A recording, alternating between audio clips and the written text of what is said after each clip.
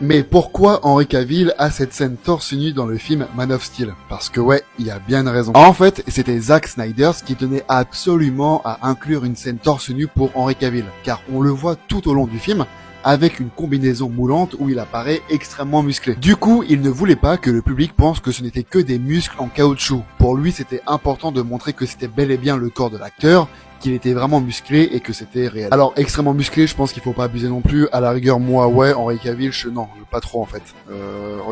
Regardez.